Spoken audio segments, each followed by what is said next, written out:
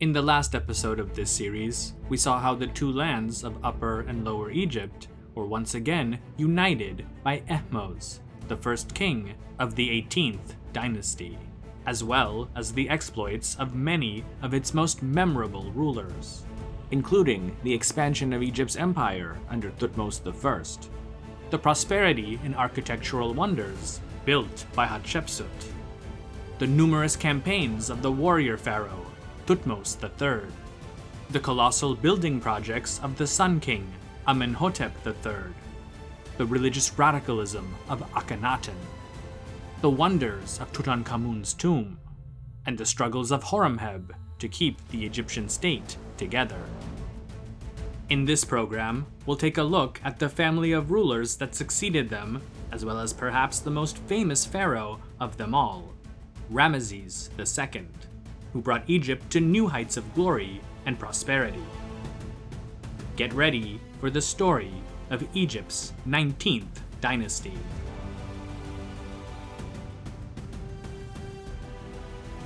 Horemheb, the self-described law and order man, the brave and vigilant ruler, as he often called himself, worked hard to bring Egypt back from the religious crisis created by Akhenaten's experiment with Atenism, and by the accounts that we have, seems to have been quite successful, at least at the official level. He had restored the worship of the traditional Egyptian gods and reinstated the position of Amun as the most important of them all within Egypt's vast pantheon. Horemheb also reopened the temples of Amun and the other deities that had been forced to close or been repurposed for worshipping the Aten, as well as re-established their priesthoods, though with many of his own political supporters. Atenism as the state religion was wiped out, and any mention of its past patron, Akhenaten, or those associated with him, such as his son Tutankhamun, were removed from all monuments in Egypt wherever possible. Horemheb ordered Akhenaten's capital city of Akhetaten to be dismantled and abandoned, with the bricks and other materials from its once lofty buildings being repurposed for new temples that were dedicated to the gods of old. Religion, though, was only one of the many focuses of his reign, for he also put considerable energy into revitalizing the economy, keeping a watchful eye on Egypt's foreign possessions in Nubia and Canaan, and diverting resources to protecting Egypt's borders against the latest great power in the Near East, that of the Hittite Empire. However, what Horemheb could not do was to procure an heir. As we've seen in past episodes, the absence of what most would have considered to have been a legitimate successor at several times in Egypt's history led to the breakup of the country into rival kingdoms, which had brought about what Egyptologists today refer to as intermediate periods. As far as we know, Horemheb didn't have any royal blood in his veins, and he had also done his best to erase the memory of the last few people who did. Since he couldn't have a son of his own, and, as a traditionalist, wanted to avoid a situation where a woman, such as Hatshepsut, could possibly come to power, Horemheb looked amongst his closest associates within the army for contenders to one day take his place. He finally settled on a man named Paramessu, the son of a battalion commander. Like Horemheb, he too had started his military career as a simple soldier and worked his way up to the rank of general. A traditionalist like himself, Paramessu's family was from the Delta region around Avaris, meaning that he was likely not linked to the old Theban aristocracy, whom Horemheb didn't trust. Part of the reason for this was that many from their ranks had, willingly or not, followed Akhenaten to Akhetaten and partaken in his religious revolution. Another plus was that Paramessu already had a son, and, shortly before Horemheb's death, a grandson, which meant that at least his succession was for the time being assured. To prepare him for the role, Horemheb appointed Paramessu as his vizier and gave him the titles King's Son and Hereditary Prince. In 1295 BC, Horemheb passed on, and Paramessu, who changed his name to Ramesses, became the new pharaoh and the founder of Egypt's 19th dynasty. We know him better today as Ramesses I. His reign also marks the start of what Egyptologists refer to as the Ramesside period, which is the name given to the era of Egyptian history between the 19th and 20th dynasties, when the most common royal name was Ramesses. The reign of Ramesses I was rather uneventful, partly because it was rather short. Within 18 months of becoming pharaoh, Ramesses I was dead.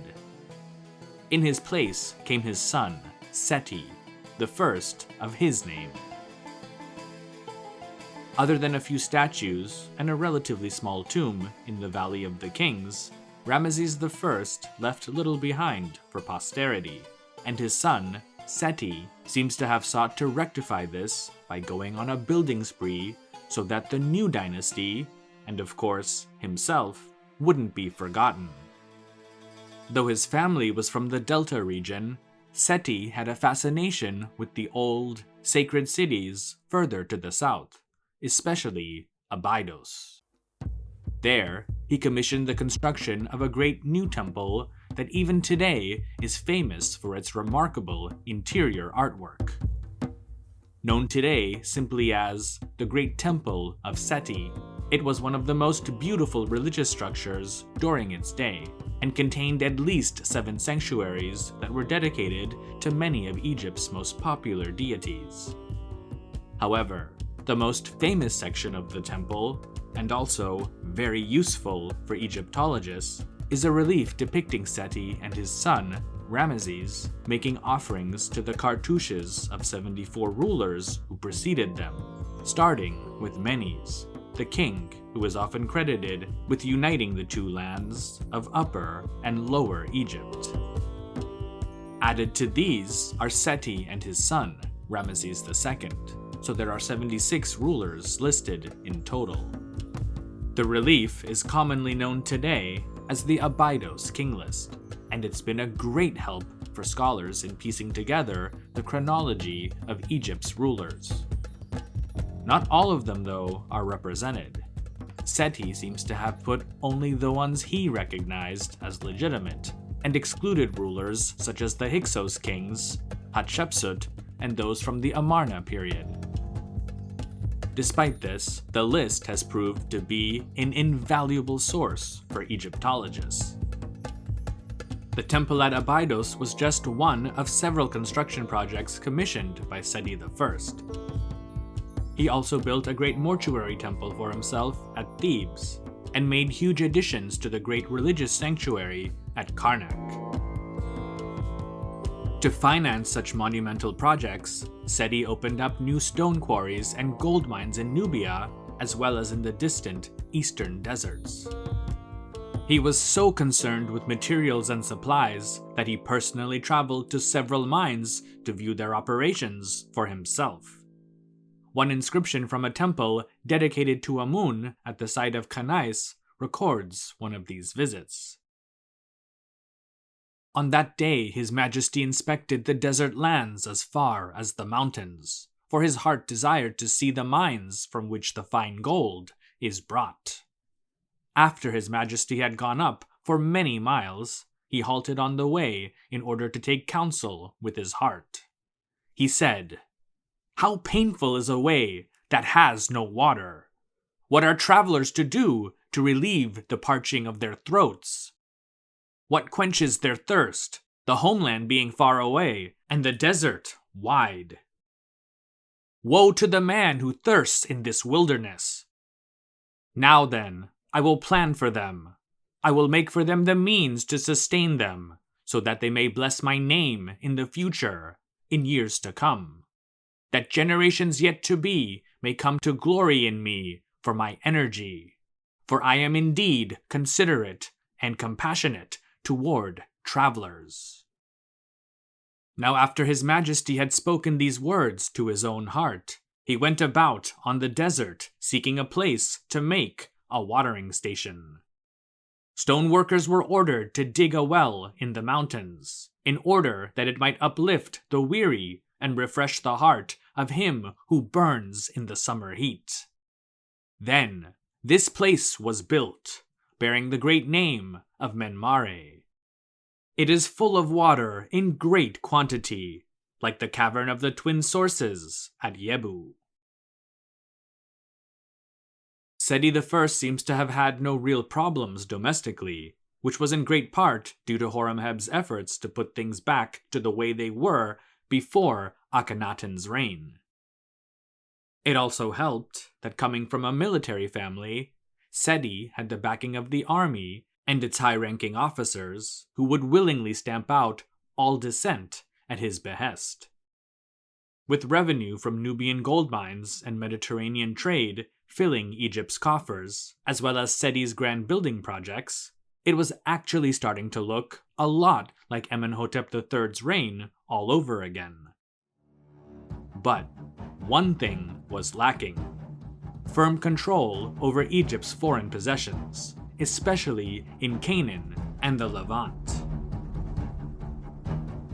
Unlike Amenhotep III's reign, when there was still a Mitanni state to be at peace with, by Seti's first year as pharaoh, their territories had been largely carved up by the two new rising empires in the Near East, those of the Hittites, or the land of Hatti, as Egyptian texts called it, and the rising Assyrian Empire to the east.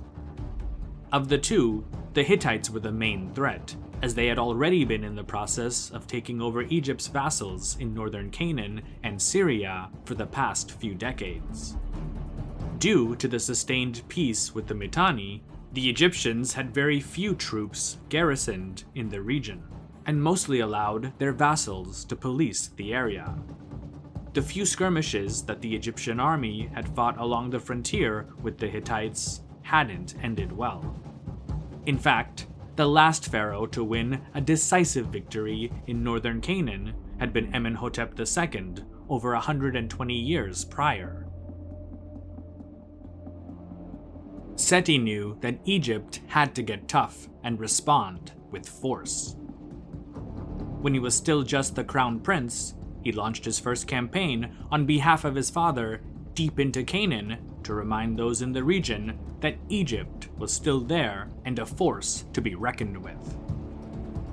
Such campaigns only intensified when he became pharaoh in 1294 BC. Seti sent numerous troops into the Sinai Peninsula, not just because it was a great source of turquoise, but primarily to protect military supply lines leading into Canaan. This was done most likely in preparation for what he planned to do next. As recorded on the walls of the Temple of Karnak, for 6 years, Seti marched along the coast of Canaan, campaigning against all who questioned Egyptian authority there, while ships supplied his forces from the eastern Mediterranean's many ports, including Byblos and Tyre. Reliefs on the walls of the temple show rebel fortresses in the Levant being attacked and prisoners bound up and carried off to be slain before the god Amun. Dealing with individual, rebel Canaanite cities was one thing, but taking on the other regional powers of the day was another. The international political landscape had changed since the reigns of Thutmose IV and Amenhotep III. Their old partner in peace, the kingdom of the Mitanni, had been replaced on their northeastern border with a resurgent and more militant Hittite empire. Due to Akhenaten's apparent neglect of the region, Egypt had lost several of its vassal states in the Levant, whose leaders were now sworn to the Hittite king. One of these was the city-state of Kadesh. Recall that its king had assembled a broad coalition of Canaanite states to challenge Thutmose III in 1457 BC at the fortress city of Megiddo. While the king of Kadesh had ultimately failed with his objective to leave Egypt's orbit, his descendants during the reign of Akhenaten had not, and they ultimately joined the Hittites as their new vassal state. An attempt to bring them back into the fold during the reign of Tutankhamun had failed. Another area that had also gone over to the Hittites was Amurru.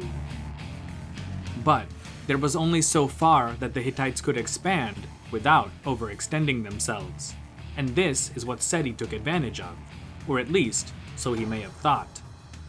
He was able to take both Kadesh and Amurru. The victory at Kadesh was short-lived because, almost as soon as Seti and his men left, the city went back to the Hittites. Amurru, though, stayed put.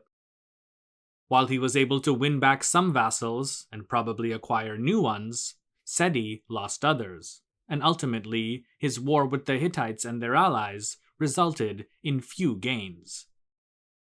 Despite this, he did show the Hittites, Assyrians, and others in the region that he would no longer allow any more Egyptian vassals or imperial possessions to leave or be taken uncontested.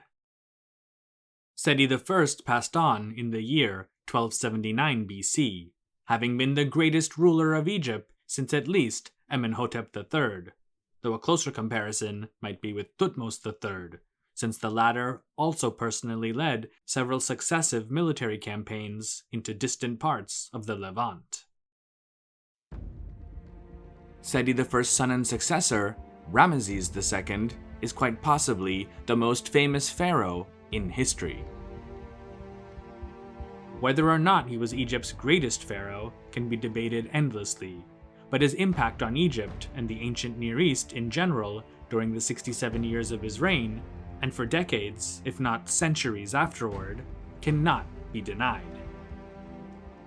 Towards the end of Seti I's reign, Ramesses was appointed as heir and co-regent when, according to one text, he was still a child in his father's embrace. It was during this co-regency that the young Ramesses went on his first, though relatively minor, military campaign to put down a rebellion in Nubia. In his first few years as ruler of Egypt, he completed several projects that had been started by his father, including the Great Temple of Seti at Abydos, as well as several of his own. There was not one locality in Egypt or Nubia that would not be touched in some form by Ramesses' architects and builders. In fact, no other pharaoh would go on to leave behind more buildings, monuments, colossal statues, and the like than Ramesses II. The border region of what's today mostly part of western Syria had proved problematic since at least the reign of Thutmose III, until a lasting peace with the then powerful Mitanni had been reached by his successors. However, as we've recently just seen, by the reign of Ramesses II's father, Seti I, what was left of the once powerful kingdom of the Mitanni was carved up by the Assyrians in the east and the Hittites in the west. Rumor had it, though, that instead of using their local proxies, allies, and vassals, the Hittite king, Muwatalli II, himself was coming to Kadesh to possibly push further south into Canaan, and closer to Egypt and its strategic eastern Mediterranean ports. Ramesses II had little choice but to act. If the Hittite king was personally leading his army south, then the pharaoh had to reciprocate and march north to meet him. The battle that would soon follow was one of the most famous of the Bronze Age, the Battle of Kadesh. The main sources that we have for the Battle of Kadesh come from Ramesses II himself, which have been written in both prose and poetry, as well as depicted on massive reliefs found at Karnak and other sites. Ramesses makes it clear that the encounter with the Hittites at Kadesh was the greatest and most important event of his reign, as well as a resounding victory for himself and Egypt. Though there's no known Hittite account even remotely as descriptive as that of Ramesses, one document written years after the Battle of Kadesh and uncovered at the Hittite capital of Hattusha claims that they won.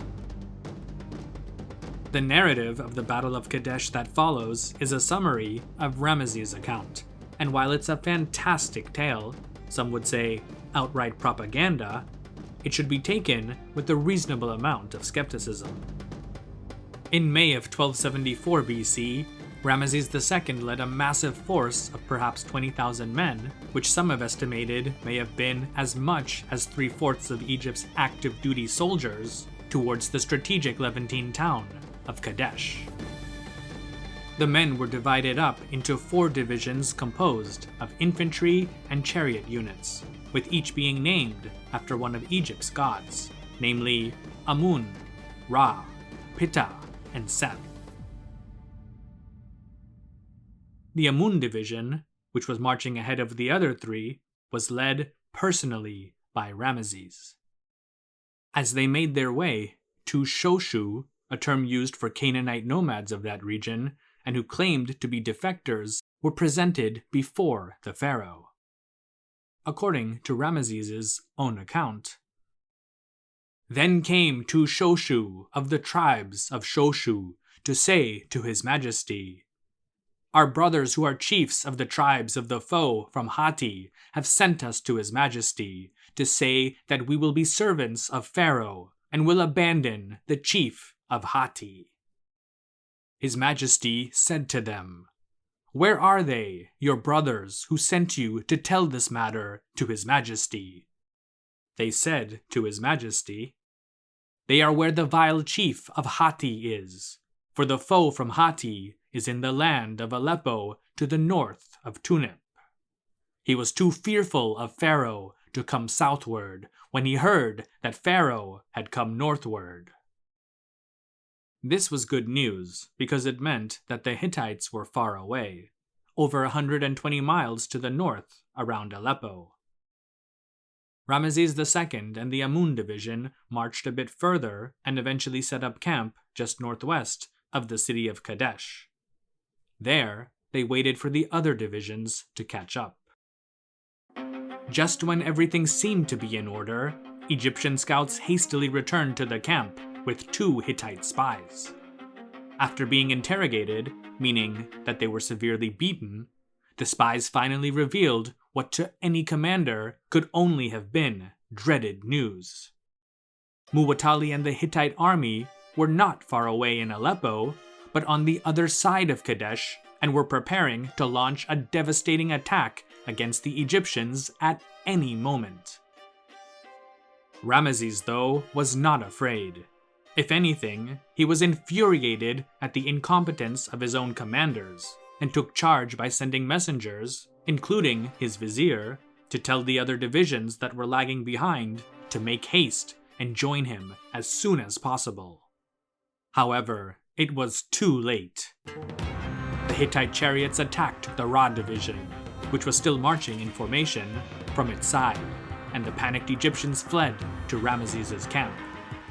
The Hittites pursued them and ultimately surrounded the Amun division, but the brave pharaoh, serving as an example for his men, rushed with his royal guard to face their attackers head-on and single-handedly killed many of them.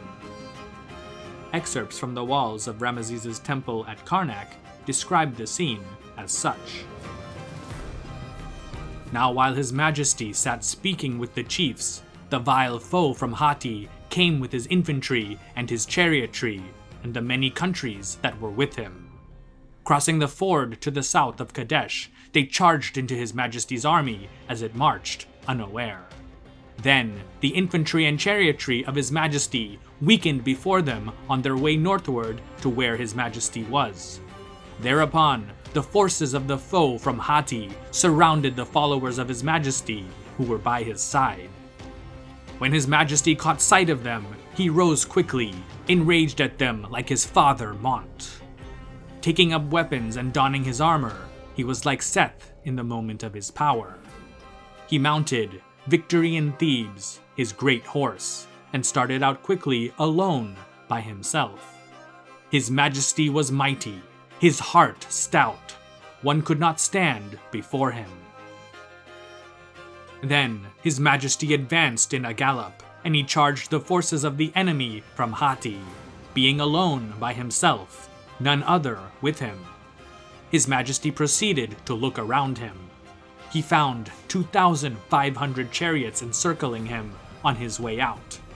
The fast troops of the enemy from Hatti and the many countries who were with them, Arzawa, Massa, Pidasa, Keshkesh, Irun, Kizuwatna, Aleppo, Ugarit, Kadesh, and Luka, 3 men to a chariot, acting together.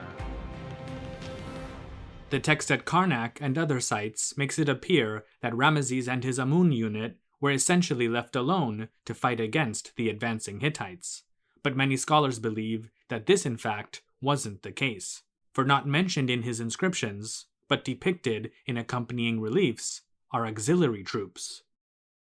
Their orders had been to come from the Mediterranean port of Sumur and rendezvous with the Pharaoh's main forces at Kadesh, which they miraculously did just in the nick of time.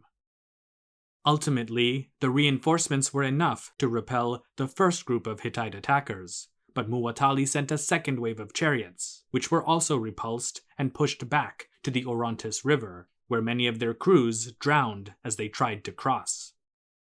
Though neither side had been decisively defeated, the battle had ended for the day.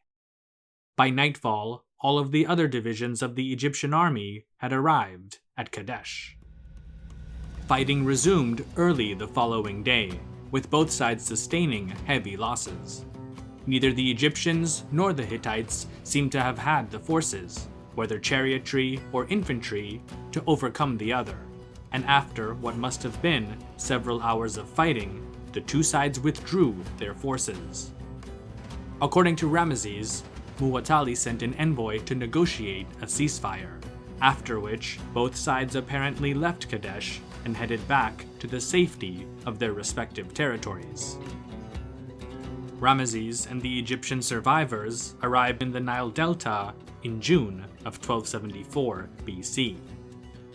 Despite such heavy losses, Ramesses claimed victory, and according to his account, it was only due to his mercy that Muwatalli and the remaining Hittite forces were allowed to leave. He tells us, "Then the vile chief of Hatti wrote and worshipped my name like that of Ra, saying, 'You are Seth, Baal in person. The dread of you is a fire in the land of Hatti.' He sent his envoy with a letter in his hand, addressed to the great name of my majesty. Your servant speaks to let it be known that you are the son of Ra, who came from his body. He has given you all the lands together. As for the land of Egypt and the land of Hatti, they are your servants, under your feet. Do not overwhelm us. Lo, your might is great, your strength is heavy upon the land of Hatti. Is it good that you slay your servants, your face savage towards them without pity? Look, you spent yesterday killing 100,000, and today you came back and left no heirs. Be not hard in your dealings, victorious king. Peace is better than fighting. Give us breath." His Majesty returned in peace to Egypt with his infantry and his chariotry, all life, stability, and dominion being with him, and the gods and goddesses protecting his body. He had crushed all lands through fear of him. His Majesty's strength had protected his army. All foreign lands gave praise to his fair face. Ramesses' claims of an all-out victory are generally dismissed by Egyptologists and historians, most of whom have come to the conclusion that the Battle of Kadesh ultimately resulted in a stalemate. The Hittites had not been decisively defeated, and Egypt would never again hold the region of Amurru or even Kadesh after the conflict. The battle, though, is seen to have been an important encounter between two superpowers of the ancient world that were both led by their respective heads of state themselves and not some generals or high-ranking officials.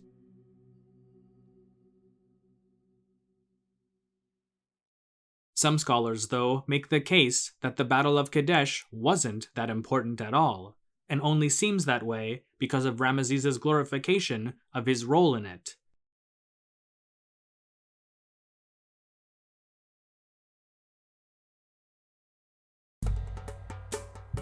About 3 years after the Battle of Kadesh, Muwatalli II died, and a struggle over his succession began between his son, Urhi-Teshub, and his brother, Urhi-Teshub's uncle, Hattushili. Urhi-Teshub was the rightful heir and did succeed his father, and took the throne name Murshili III. However, he was young and inexperienced, while Hattushili was a military veteran who had already governed large parts of the Hittite Empire on behalf of his now dead brother. Eventually, Hattushili took over the Hittite Empire as Hattushili III, while the young Urhi-Teshub fled to, of all places, the court of Ramesses II in Egypt. Hattushili demanded Urhi-Teshub's extradition, but he was denied. In reality, he wasn't in a position to make demands. Not only did Ramesses now have the legitimate claimant to the Hittite throne, one who would be in debt to him should he ever take back his kingship, but he also had the possibility of an alliance with the Assyrians to the east, which would open up a two-front war against Hattushili. Given that Assyria's king, Shalmaneser I, had recently taken over the Mitanni rump state of Hanigalbat and formally incorporated it into his expanding empire, this was very much a real possibility. Hattushili must have known this, and thus chose not to further exacerbate hostilities with Egypt. Finally, in 1259 BC, the 21st year of Ramesses II's reign, what had been unthinkable just 15 years before happened.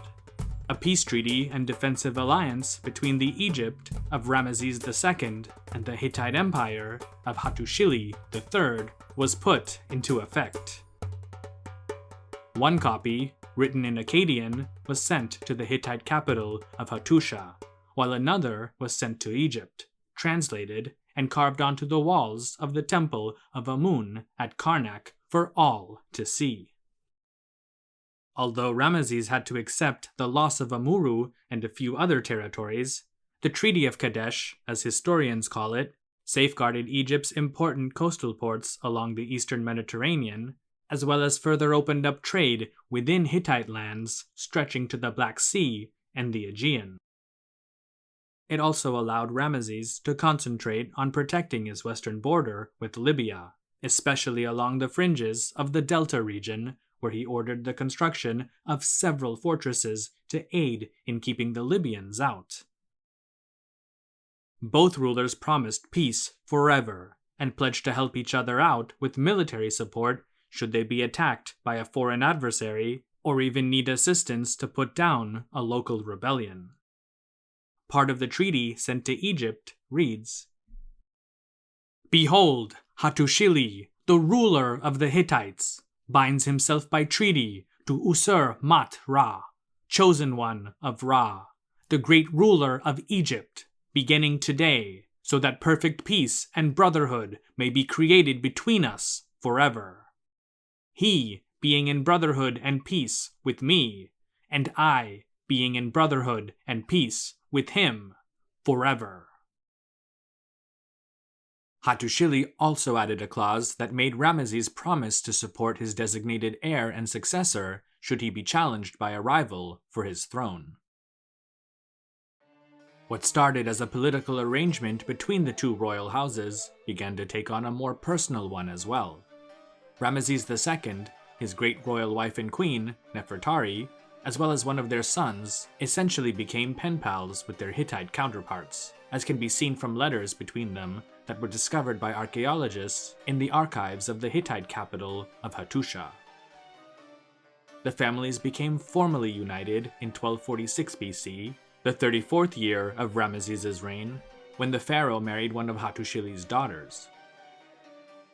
She was given the Egyptian name Mat-Hor Neferura, meaning the one who sees Horus, the visible splendor of Ra, and became one of only 7 women to hold the status of Great Royal Wife during Ramesses II's reign.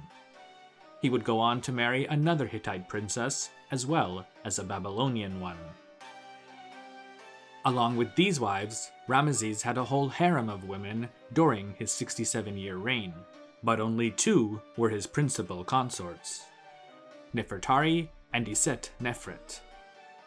Nefertari was Ramesses' great royal wife until her death during the 25th year of his reign, after which the title passed on to Iset Nefret.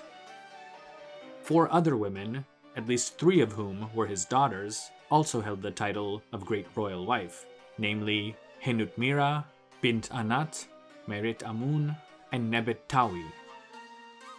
Of all of these women, Nefertari was Ramesses' favorite, and a woman who for him had no equal. Though the final number isn't known, Ramesses II fathered at least 40 daughters and 45 sons, many of whom predeceased him. Regardless of the status of their mother, Ramesses seemed proud of his children and depicted many of them on his monuments, something that was relatively rare for rulers in Egypt to do. Most of his sons were given high positions within the Egyptian empire. As several of his sons had died before the end of his reign, Ramesses built a massive tomb for them close to that of his own in the Valley of the Kings. Labeled KV5 by archaeologists, it contains at least 130 rooms and corridors, and is by far the largest tomb complex within the Valley of the Kings. In fact, parts of it are still being excavated since its discovery nearly 200 years ago in 1825. Unlike his 18th dynasty predecessors, who left relatively few Egyptian troops to patrol Canaan and the Levant, and were basically content to let local vassals govern on their behalf, Ramesses II had a more direct approach to overseeing Egypt's imperial possessions. Under his regime, Egyptian troops were stationed throughout the towns and cities of Canaan, many of which were transformed into fortresses. While this policy may have been initiated in response to the Hittite threat, it continued even after the peace treaty of Kadesh, and for the remainder of Ramesses' reign, which may explain why there were few armed rebellions against Egyptian authority in the region. Canaan's material culture was also visibly affected as the region's architecture, pottery, and even religion became increasingly Egyptianized. However, the further north one went towards the Hittite sphere of influence, the less this was the case. As we've seen from his Kadesh and related inscriptions, Ramesses II often promoted himself as being Egypt's greatest warrior. While one can debate this, it's pretty clear that he was Egypt's greatest builder since Amenhotep III of the 18th dynasty. During his incredibly long reign, Ramesses commissioned monumental building programs all over Egypt. A whole separate program can be devoted to his building exploits, but we'll at least mention some of the more famous ones here. There is no other ruler in Egypt's history whose name has been inscribed on more buildings, monuments, and statues than that of Ramesses II. Though it is true that he added his name to other kings' monuments and statues dating back to at least the Middle Kingdom, he also had plenty of original ones of his own. Ramesses added extensively to the Great Temple at Karnak, completed his father Seti's temples at Thebes and Abydos, constructed a giant mortuary temple for himself, today known as the Ramesseum, and built at least 8 large rock temples throughout Nubia.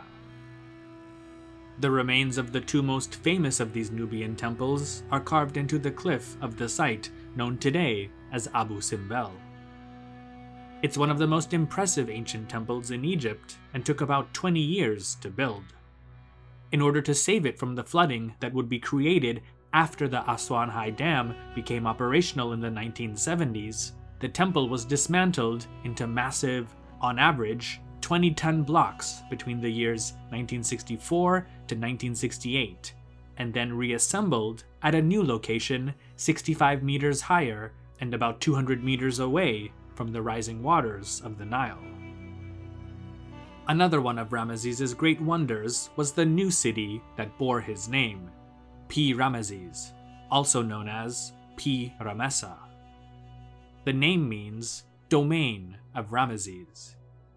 Located in the eastern Nile Delta, Paramessu was said to have been one of the most beautiful cities of its day. During its glory days, the city had grown so big that it encompassed the old Hyksos capital of Avaris and the surrounding areas. The city was also strategically located near the main road leading to Canaan, which helped to further make it a very cosmopolitan and prosperous trade hub, much like the Avaris of old. One letter written, presumably by a New Kingdom official, describes Paramessu as such. I have arrived at Paramessu, beloved of Amun, and found it in extremely good condition. It is a fine district, whose like does not exist. It was the god Ra himself who founded it. The residence is pleasant to live in. The countryside is full of everything good, and it has food and provisions every day. Its ponds have fishes. Its pools have birds. Its granaries are full of barley and emmer. Joy dwells in it, and no one says, I wish I had in it. In the Judeo-Christian tradition, Paramessu is believed to have been the city that the Israelites were forced to build, as well as their point of departure to Canaan after obtaining their freedom, at least as told in the Bible's Book of Exodus. Such cities were a testament to Egypt's great wealth during the years of Ramesses II's reign. This prosperity made Egypt an attractive place for foreigners to settle in and start a new life. Most worked as migrant farmers, craftsmen, household and temple servants, and in construction, especially around Paramessu. Most of them came from Canaan and Nubia, but others also ventured to Egypt, especially the delta region around Paramessu, from various parts of the Mediterranean. There were also foreigners in various branches of the armed forces. One of these was a people known as the Sherdin, who served as mercenaries and in Ramesses' royal guard. There are also records of several Hittites, mostly charioteers and makers of military equipment, living in Memphis and Paramessu. Regardless of his godlike status, no pharaoh could run Egypt single-handedly. To help control such a vast empire, a large and capable bureaucracy was needed. To ensure the loyalty of these civil servants, who included viziers, administrators, army commanders, priests, and architects, just to name a few, Ramesses, as per Egyptian tradition, personally anointed many of them to their prestigious positions. One text illustrates how Neb-Wenenef became the high priest of Amun. Neb-Wenenef, the Justified, was ushered into the presence of His Majesty. Now he was the high priest of the god Anhur, high priest of the goddess Hathor, lady of Dendera, and overseer of priests of all the gods. Then His Majesty said to him, You are now the high priest of the god Amun. His treasuries and his granary are under your seal. You are chief spokesman for his temple, and all his endowments are under your authority. Several of the top jobs went to many of Ramesses' sons. Chaim Waset became the high priest of Ptah, and was noted even up until Roman times as being a great scholar of Egyptian history and traditions. Another, Merenptah, became the high priest of Heliopolis. Others, such as Sementu, had more mundane positions, such as head of the royal vineyards. Several became governors and crown princes, though most of the latter died before their father. The government, in a nutshell, oversaw the royal domains, religious institutions, the military, and civilian administration. The latter, which due to its size was divided geographically into northern and southern divisions. It also employed the most people and supervised Egypt's agricultural output, collected taxes, and upheld law and order by staffing and supervising the courts and the local police force. Due to the high centralization of the regime, many, if not most Egyptians worked in some capacity, whether directly or indirectly, for the state. The government touched every member of society, whether he or she were a simple laborer, soldier, high priest, or administrator. In 1213 BC, Ramesses II, the longest reigning ruler of Egypt since Pepi II of the 6th Dynasty, died after 67 years as Pharaoh of Egypt. He's believed to have lived to the age of around 90. Not since Amenhotep III, nearly 140 years earlier, had Egypt reached such a level of economic prosperity, stability, and peace. For nearly 7 decades, and helped by his numerous monuments and statues that touched every part of the country, Ramesses II had been the one constant presence in the lives of his people. Given that he reigned for so long, by the time of his death, the overwhelming majority of people living in Egypt had never known any other ruler of their country. He would be the last truly great pharaoh of Egypt. His son and successor, Merenptah, was not Ramesses' first choice, nor was he the second, third, fourth, or even fifth. He was Ramesses' 13th son and fourth from his wife, Nofret. Merenptah's 12 older brothers had already passed away before he took the throne in 1213 BC. Historically, the death of a long-reigning ruler has often presented opportunities for those discontented with the regime to rise up in rebellion, and the first years of Merenptah's reign were no different. He had to send forces to subdue the Canaanite districts of Ashkelon, Gezer, and Yanoam. Overall, these areas seem to have given the Egyptian army little trouble, but the same could not be said of uprisings on the western borders of the Delta. There, in 1209 BC, the Libyans under their leader, King Merenptah, attacked the string of fortresses that Ramesses II had constructed decades earlier to keep them out. In the end, Merenptah's forces were successful in beating them back, as he tells us rather poetically in a stela from his mortuary temple in Thebes. The vile chief, the Libyan foe, fled in the deep of night alone. No plume on his head, his feet unshod. His wives were carried off from his presence. His food supplies were snatched away. He had no drinking water to sustain him. The gaze of his brothers was fierce to slay him. His officers fought among each other. Their tents were fired, burnt to ashes. All his goods were food for the troops. When he reached his country, he was in mourning. Those left in his land were loath to receive him. A chief, ill-fated, evil-plumed, all said of him, those of his town. He is in the power of the gods, the lords of Memphis. The Lord of Egypt has made his name accursed. Merenptah is the abomination of Memphis. So is son after son of his kin forever. The vast majority of the text, a copy of which was also found at Karnak, goes in further detail to cover Merenptah's victory over Merenptah and the Libyans. However, it's the last 12 lines of the text, focusing briefly on the pharaoh's triumphs in Canaan, that have made this stela world famous today because of mention of a people called Israel. Thus, most people in the West know this object as the Israel Stela of Merenptah. The relevant passage from the stela reads, "The princes prostrate themselves, saying, 'Peace.'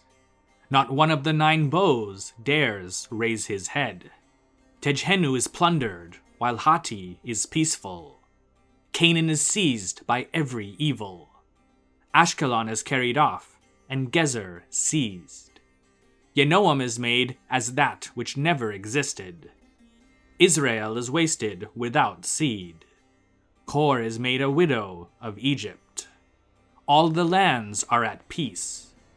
Everyone who travels has been subdued by the king of Upper and Lower Egypt, Bainra Meryamun, son of the god Ra, Merenptah, given life like the god Ra every day.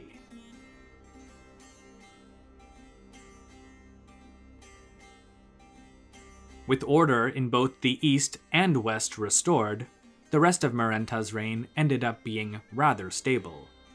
During this time, the pharaoh built at least 2 temples and a palace in Memphis, as well as his mortuary temple on the west bank of Thebes. This latter structure used many blocks from the earlier temples of Amenhotep III. As Merenptah was probably already in his 70s, he likely resorted to such measures to ensure that his mortuary temple and tomb in the Valley of the Kings would be ready upon his death, which came around 1203 BC. It's known that Ramesses II had at least 45 sons, though there could have been a few others whose names have escaped us. As mentioned earlier, many of these sons were personally given high positions and titles by their father, and over time, several of them became extremely powerful and influential in their own right within the Egyptian government.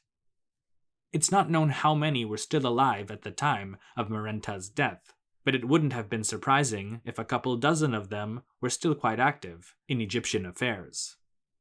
These men also had many children of their own, and if each one had even 10% the number of offspring as their father, then there would have been a lot of grandchildren of Ramesses II roaming throughout Egypt by the time of Merenptah's passing. Merenptah, though, was not Ramesses II. He hadn't reigned as long, been in as many battles, or built numerous monuments throughout the land like his father. And, most importantly, he lacked his charisma as well, which may have made him appear to be weak in comparison to his predecessor. Thus, it's probably not surprising that his eldest son and appointed heir, Seti Merenptah, the future Seti II, would encounter opposition from at least some of his many cousins, who may have thought that also being Ramesses II's grandchildren, they were just as qualified and entitled, if not more so, to become Egypt's new ruler. One of these ended up being a certain Amenmesse, also known as Amenmesse. Amenmesse's background is obscure, partly because many of his monuments were later destroyed or repurposed by Seti II. Some scholars have asserted that Amenmesse was a son of Ramesses II, while others believe that he may have been Seti II's younger brother. There's also some evidence that he may have been the viceroy of Kush during Merenptah's reign. There are 2 main scenarios that scholars have come up with as to what may have happened just after Merenptah's passing regarding the royal succession. Originally, it was believed that Amenmesse may have managed to seize the throne from Seti II after Merenptah's death, but was later defeated and presumably killed during his 4th year, after which Seti II regained his birthright. The other scenario, which today seems to curry more favor based on recent evidence and analysis, is that Seti II did directly succeed Merenptah, but after a year or two, Amenmesse, who for a while seems to have had a strong power base in Upper Egypt and Lower Nubia, revolted and took over much of the country for up to 4 years, until he was finally defeated and kingship restored to Seti II once again. Other scenarios also exist, but the 2 just mentioned are the ones that have the greatest number of adherents amongst Egyptologists. Due to lack of concrete evidence, what really happened in the early years after Merenptah's reign can't be determined with certainty. What is clear is that Seti II's restoration as Egypt's ruler did not end the country's internal political problems. Many today are of the view that when Seti II died, he was succeeded by a sickly, young boy, perhaps only 10 years old, named Siptah, or Siptah. Analysis of Siptah's mummy indicates that he may have had polio. His mother was Sutailja, also known as Soterea. Her name implies that she was of Canaanite origin and may not have even been a true wife, but simply a concubine. But whose is the question. The identity of Siptah's father has never been confirmed. While it could have been Seti II, there are several compelling arguments for others. Some Egyptologists believe that it's possible his father could have been Merenptah because Siptah was also known as Merenptah Siptah. This would have then made Siptah Seti II's half-brother. Regardless of his lineage, Seti II's great royal wife and widow, Tausret, acted as regent for the Boy King. Another possibility that's been presented is that Siptah's father was none other than Seti II's arch-nemesis, Amenmesse. This view rests primarily on the belief that he was also excluded, along with Amenmesse, from later king lists and related monuments as being illegitimate, while both Merenptah and Seti II were not. If Siptah had been a legitimate son of Merenptah or Seti II, then he too should have been included on future king lists. However, he may have been excluded due to the low birth of his Canaanite mother. It's also possible that if Seti II and Tausret didn't have a surviving son and heir, as evidence seems to indicate, Siptah, if he was indeed Amenmesse's son, may have been made pharaoh to placate Amenmesse's supporters on the condition that Tausret acted as regent. As both Seti II and Amenmesse were descended from Ramesses II, this may have been seen as an acceptable compromise in order to avoid another civil war. The relatively low birth of his mother, though, may have been a problem, and due to her ancestry, Siptah, at least initially, was very dependent upon pro-Canaanite elements within the Egyptian court. He seems to have had no stronger backer than a man named Bey, who had also been a high official in the court of Seti II. This was nothing new, as many officials and royal butlers during the 19th dynasty had been of Canaanite or Levantine origin. Bey is often called Huru in Egyptian texts, implying that he was perhaps of Hurrian ancestry and from the lands once belonging to the Mitanni. Despite this, Bey also had an Egyptian name, Ramesses Kayem Netjeru, meaning Ramesses risen with the gods. How Bey came to acquire so much power is a bit of a mystery. According to his own inscriptions, Bey claims that he was ultimately responsible for placing Siptah on the throne. In reliefs, his image often appeared next to Siptah, scaled to the same size, implying that he was an equal to the king. He even had a tomb started for himself in the Valley of the Kings, something extremely rare, especially for one of his ancestry. Bey's tomb, though, was never finished, as by the 5th year of Siptah's reign, he'd been executed, supposedly on the orders of the king himself. Bey's name was erased from monuments, and he was later condemned as a great enemy of the state. Whether it was the young Siptah, or really Tausret who actually plotted the killing, is an interesting topic of debate. It may have been the latter, because within a year, Siptah also died, and Tausret, who had up until then served as regent, became the sole ruler of Egypt.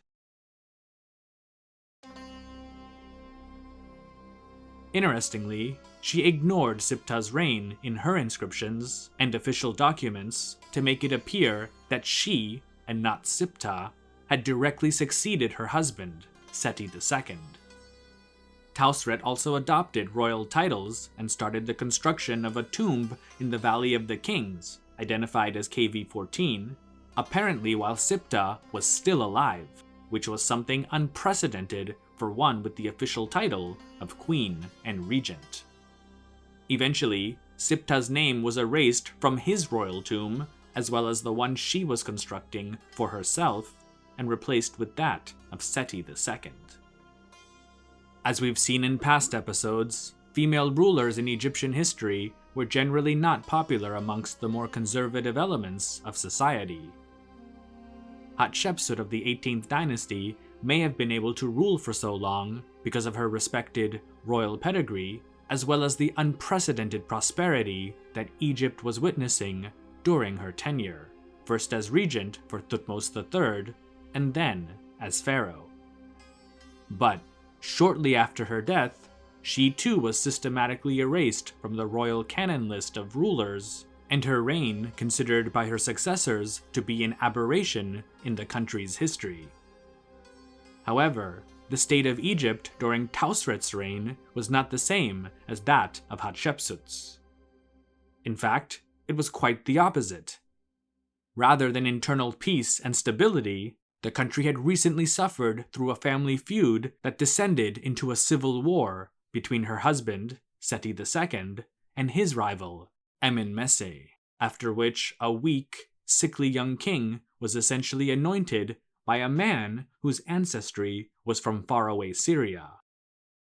The country clearly needed new leadership, or else there was a real possibility that it would break apart and stumble yet again into another chaotic, so-called intermediate period. The one who seems to have stepped up to the plate, or more likely, usurped the kingship, was Sethnacht, whose real ancestry is unclear.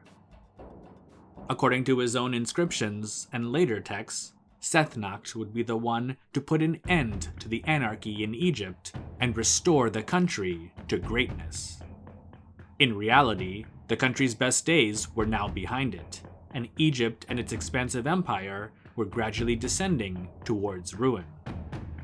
But one thing Sethnacht did do was to found a new dynasty, the 20th of Egypt.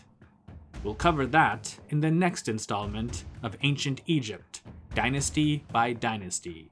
Stay tuned. Thanks for watching. I'd also really like to thank the channel's patrons for making videos like this possible. These include, but are certainly not limited to, Grankek69, Yap de Graaf, Pasta Frola, Michael Lewis, Daniel Allen, Danny Van Eck, Wenix TV, Robert Morgan, Strobex, Frank, Tim Lane, Sebastian Rotado Correa, Michael Trudell, Leader Titan, Micah G, John Scarberry, Andrew Bomer, Stephen Ball, Monty Grimes, Franz Robbins, Cyrus Mir, Dianastra, Nimrod Nir, Hypno Sen, Brendan Redman, Faridun Darachanji, Jimmy Daruwala, Anahita Debu, Gulistan Debu, Sher Kam, Farhad Kama, and all of the channel's patrons on Patreon for helping to support this and all future content. Check out the benefits to being a Patreon member, and if you'd like to join, feel free to click the link in the video description. You can also follow History with Sai on Instagram, Facebook, and Twitter, as well as continue to listen to special audio programs on the History with Sai podcast. Thanks again, and stay safe.